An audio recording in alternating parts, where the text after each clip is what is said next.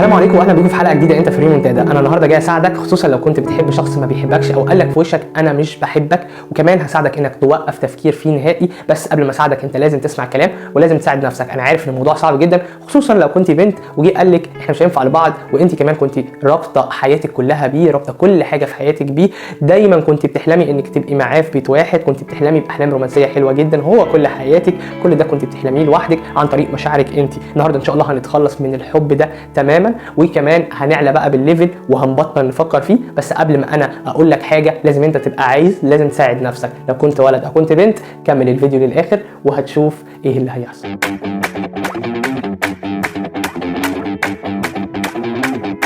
كالعاده لو كنت جديد معانا في القناه فانا برحب بيك وبقول لك اهلا بيك. انت في ريمونتادا، انت في القناه دي عشان خاطر تبقى على وضعك، كمان تعرف حاجه جديده عن نفسك او عن غيرك او عن البرج اللي انت مهتم بيه. في العموم تطور من نفسك وتعلى. اول حاجه لازم تعملها، لازم تسيب نفسك تتوجع، لازم تسيب نفسك تزعل انك اعتمدت دايما على مشاعرك. سيبي نفسك انك تزعلي، زعلي واتضايقي وخدي وقتك في الزعل، خدي وقتك وخلي دايما عندك تفكير مفرط في ان الشخص دوت هو اللي اختار، هو اللي اختار. لازم تدي نفسك وقت انك تزعلي، لازم تقعدي في اوضتك وتنامي وتعيطي وتتقهري، لازم تدي وقتك.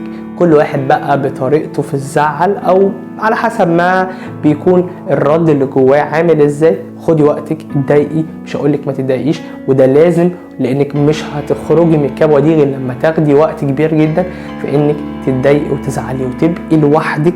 ودي حاجه مهمه جدا. تيجي تردي عليا تقولي لي لا انا في الوقت دوت ما ينفعش ابقى لوحدي، لا لازم تبقي لوحدك، ولازم تتعلمي انك تسندي نفسك وتطلعي نفسك. فلازم تتوجعي بقى عن طريق انك تبصي لصورته وتعيطي وتزعلي وتشوفي الكومنتات القديمه وتخرجي وتطلعي وانتي دايما مش متسرحه، مش مرتبه نفسك، تخشي اوضتك تقفلي على نفسك. انا واحد من الناس ما بحبش اكل لما اكون زعلان. زعلي وخدي وقتك واعملي اللي انت عايزاه، لان النقطه دي نقطه مهمه جدا محدش يقدر يلومك فيها. كل اللي نقدر نقوله لك انك لازم تعملي كده علشان خاطر تطلعي من النقطه اللي بعدها. بعد كده لازم تاخدي قرارك، لازم تتخلصي من كل حاجه ما بينكم. قبل ما تاخدي القرار لازم تعرفي كويس جدا ان هو اللي اختار، هو اللي اختار نفسه، هو اللي مش عايزك. لازم تقنعي نفسك دايما من جواكي بكده، هو اللي قال لي لا. هل انا فيا عيب؟ هل انا ناقصني شيء؟ لازم تكلمي نفسك بالطريقه دي ولازم تفكري بالطريقه دي. هو اللي اختار. طب انا اخدت القرار، ايه اللي ممكن اعمله بعد كده؟ لازم اجبر نفسي. مفيش حاجه اسمها مش قادره، مش هقدر، مش هعرف. لازم اطلع من الكبوه دي. انا لو عايز هعمل كده، انت لو عايزه هتعملي كده.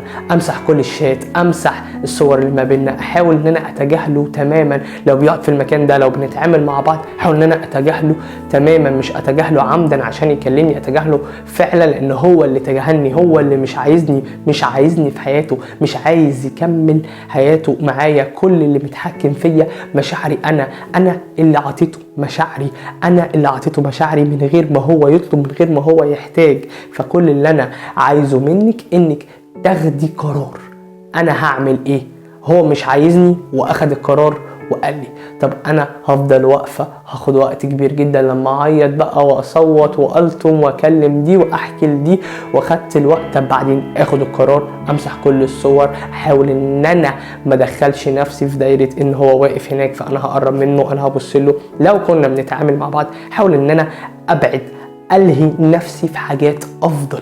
قرار دوت مهم جدا. لازم ألهي نفسي، لازم أروح هنا، لازم أنزل جيم، لازم ألهي نفسي في حاجات وأبعد دايما عن أي حاجة بتفكرني بيه. المكان اللي احنا كنا بنروحه سوا، الشارع اللي كنا بنتمشى منه، الكلام اللي كان بيقوله لي. أحاول إن أنا أبقى قوية شوية لأن أنا لازم أخرج من الكبوة دي. اللي بعد كده لازم تقنعي نفسك إن مصلحتك اولى بانه. هو اختار مصلحته في ايه؟ ان هو مش عايز يكمل حياته معاكي. طب دي مصلحه ليه، هو شايف ان دي مصلحه ليه. هو دايما عايز البنت الافضل، عايز حاجه معينه في دماغه، وعايز حاجه تكون واو. كل واحد على حسب دماغه. اهم حاجه هو اختار، واللي اختار يستحمل اختياره. فمعنى ان انت ما تختارنيش ولا يهمني، عادي هكمل، هطور من نفسي، دايما هكون فوق. ودي النقطة الأخيرة اللي أنا نفسي تعمليها، إنك تخرجي للحياة، استمتعي دايما بالحياة. انت أخدت قرارك ودي حاجة كويسة جدا. أقنعتي نفسك بعد كده إني أنا مش هستحق إني أعيش مع شخص ده، أنا أستحق أعيش مع حد أعلى. زي ما هو كمان أخد القرار دوت وقال لنفسه أنا مش عايز الليفل ده، أنا عايز بنت أحلى، أنا في حاجة في دماغي. وانت كمان اقنعي نفسك ان انت لا، انت عندك حاجات احسن بكتير. احنا بنفكر بعقلنا ما بنفكرش بمشاعرنا. فانا حاول تقولي لي مش قادره، اقول لك لا حاولي او حاول يا نجم. كلام بقى للولد والبنت بصوره عامه، لازم تحاول. النقطه الاخيره اللي احنا لسه متكلمين فيها ان انا لازم اخرج للحياه، لازم اطور من نفسي، لازم اروح هنا واجي هنا وانزل جيم واطور من عملي، لازم يشوفني ناجحه دايما. مش هيفيدني في حاجه بعدين، ولكن ده يعني كله بيلهيني وانا بطلع من الكبوه دي واحده واحده وبنتهي تماما من التفكير فيه. ليه؟ لان انا دايما شايف نفسي في حته فوق زي ما هو اختار، شايف نفسي ان انا استحق شخص افضل وهو ما يستحقش الحب دوت. فانا لازم اساعد نفسي، فهساعد نفسي في الاخر بان انا اطور من نفسي، اروح هنا اجي هنا، اطور من نفسي في تعليمي، في لبسي، في ستايلي. كل دوت بيفرق جدا، خصوصا لو كان هو ولد. يعني البنت برضو نفس النظام.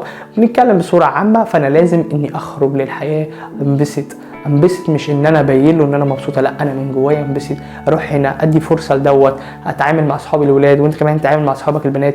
الحياه مش هتقف على شخص معين او حد ما. الحاجه اللي عايز احذرك منها ان هيجيلك اوقات كتير جدا هتحني، هتقولي انا حاولت امنع نفسي بس ما نفعش. هيجيلك اوقات كتير تفتكريه، فده مش عايزك تضعفي قدامه. كل دي لازم تقنعي نفسك ان الحاجات دي كلها مشاعر، وهتروح لحالها ساعه، وهتروح لحالها 5 دقايق، وهيروحوا لحالهم كبوه، وهتعدي كده هو زي ما انا عملت كده بالظبط. فلازم تقنعي نفسك لا انا هاجي وهرجع وهبقى قويه ومفيش حاجه هتقف قصادي. لازم تعملي كده، ولازم تقنعي نفسك.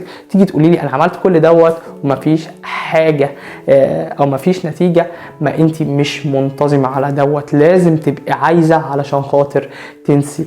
فعلا لو عملتي كده هتنسي الشخص دوت، خصوصا اللي هو ما حبكيش ما اختاركيش، وكمان مش هتبطلي اصلا انك تفتكريه. عادي الموضوع مش هيبقى في دماغك، وعادي الدنيا تمام وتيجي ايزي وهشوف حياتي. بتمنى تكون الحلقه عجبتكم، وانا بحب كل واحد ريمونتادا بيدعم القناه. يا رب تكون الحلقه عجبتكم واستفدتوا منها، وان شاء الله نحاول نفرحكم دايما. سلام عليكم.